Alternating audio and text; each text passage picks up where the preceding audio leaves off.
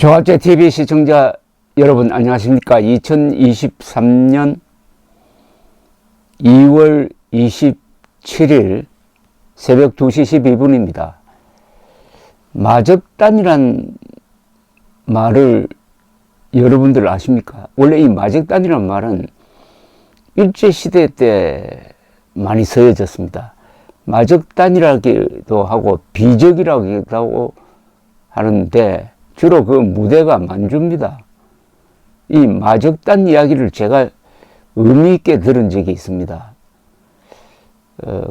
고 신상옥, 최은희 두 분이 김정일에게 납치되었다가 탈출해서 한국에 바로 오지 않고 미국에서 CIA의 보호를 받다가 3년 만에 귀국한 1989년에 저는 신상옥 감독을 처음 만났습니다. 그래서 제가 가장 궁금하던 질문을 했어요. 신 감독 책에는 김정일 파티가 소개되어 있는데 노동당 최고 직분을 가진 자들이 이별 등 남한 노래를 즐겨 부른다고 적혀 있었습니다. 혹시 그들이 한국을 부러워합니까? 이렇게 물었어요. 신 감독이 펄쩍 뛰었습니다. 반대입니다. 한국을 경멸하니까 그렇게 할 수 있지요. 그러면서 결정적인 이야기를 했습니다. 그들은 마적단입니다. 북한이란 마을을 점령하고 분탕질하는 자들이에요. 주민들이 죽든 살든 관심 자체가 없어요. 오해하지 말아요. 이 말을 저는 지금까지도 새기고 있습니다. 북한 노동당 정권을 여러 가지로 분석을 합니다. 사회주의 독재라든지 주체 교 광신 집단이라든지 등등등 하는데 저는 한마디를 선택한다면 마적단이라고 부르고 싶습니다. 마적단. 일본 공산당 기관지 아카하다의 평양 특파원을 1970년대에 지낸 다음에 반 김일성 주의자로 돈 하기와라 료 선생, 이분도 고인이 되었습니다. 는 조선전쟁이란 책에서 아주 비슷한 평가를 했습니다. 김일성의 항일운동이라는 것이 중국 공산당 소속으로서 만주의 조선인들을 약탈하는 게 주였고, 토벌군에 쫓겨 소련으로 간 뒤에는 소련군에 편입되어 가지고 조선인에 대한 애정 자체가 없었다는 겁니다. 소련군의 꼭두각시가 되어 1945년 9월 북한에 들어온 김일성 일당은 정서적으로는 외국인이었다는 겁니다. 조선인의 애환을 공유하는 의식 자체가 없었다는 이야기입니다. 그런 집단이 항일 신화를 조작해가지고 북한 인민들을 속이고 착취하고 권력을 유지하는 데만 골몰하게 된 데서 북한의 비극이 시작되었다고 하기와라 료 선생이 썼어요. 이것도 신상옥 감독의 마적단론과 비슷합니다.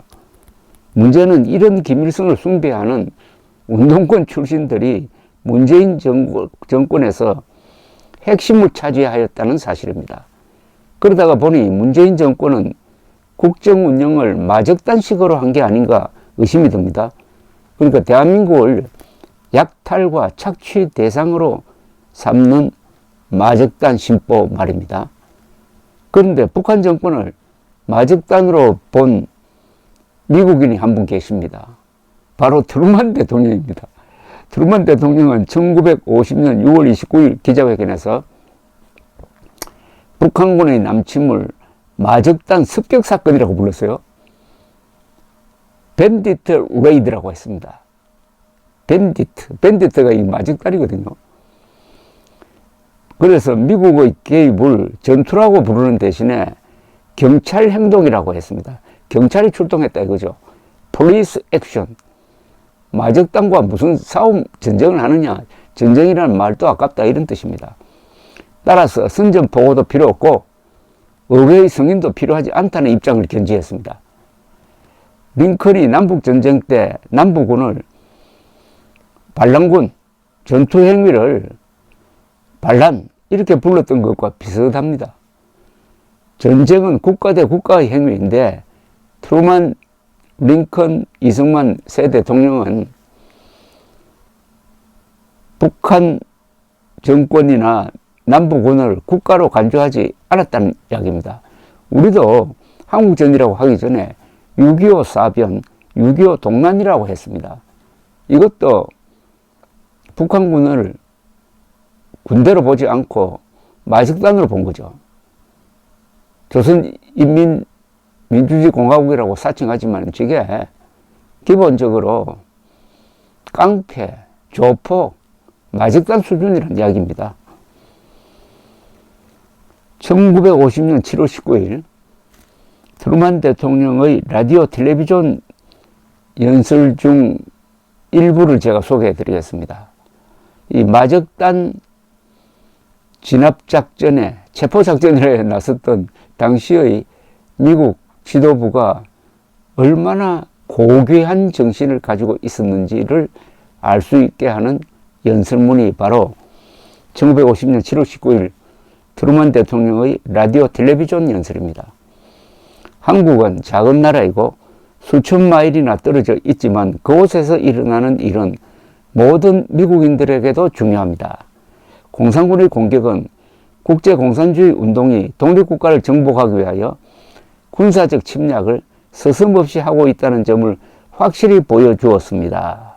이런 침략 행위는 모든 자유국가의 안전에 심각한 위협이 됩니다. 이는 사람들이 자유와 평화 속에서 살 수 있는 세계를 만들고 싶어하는 자유국가의 노력에 대한 직접적인 도전입니다.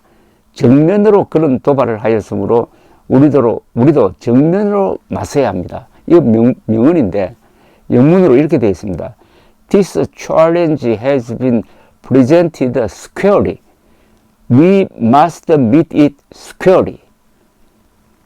정면으로 그런 도발을 하였으므로 우리도 정면으로 맞서야 합니다.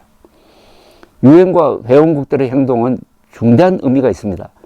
자유세계는 불법적인 침략을 무력으로 응징할 것임을 명백히 한 것입니다. 그래서 우리는 육군, 해군, 공군을 보냈습니다. 지금 이 전쟁에 걸려있는 것은 세계의 평화와 미국의 안전이기 때문입니다. 공산군이 한국을 침략하였다는 것은 다른 나라에 대하여도 그렇게 할 것임을 보여줍니다.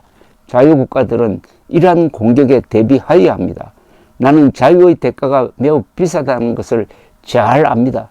그렇지만 우리는 대가에 구애받지 않고 무슨 수를 써서라도 우리의 자유를 지켜낼 작정입니다. 우리를 위해서일 뿐만 아니라 모두를 위해서입니다. 이것도 명언이네요. 우리를 위해서일 뿐만 아니라 모두를 위해서이다. 창조주께서 인간을 지으신 목적대로 살기 위하여는 자유와 평화가 필수적입니다. 이것은 과거에 우리를 인도한 신념이었고 다가오는 어려운 시기에 우리를 강하게 만들어줄 신념이기도 합니다. 이런 분이 6.25 남침 당시 미국 대통령직에 있었다는 것은 한국인의 행복이고 세계 전체의 축복입니다.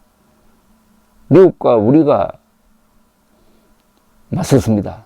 스탈린, 모택동, 김일성이라는 3대 악당이 기습 남침을 했지만은 이승만, 트루먼을 중심으로 한국과 미국 중심으로 유엔군을 조직을 해가지고 당당하게 맞서 싸웠습니다.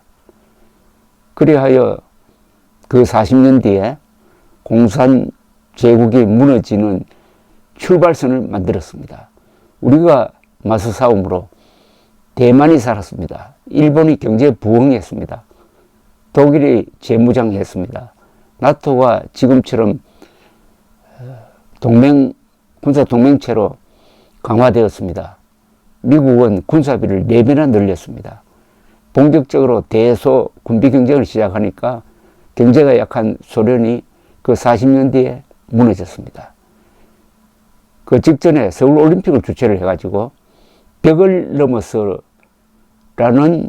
모토를 내걸고 동구 공산권이 무너질 수 있는 문화적 분위기를 만든 것도 한국 사람이었습니다. 전후 70년 우리는 이제 세계를 상대로 자랑할 때입니다.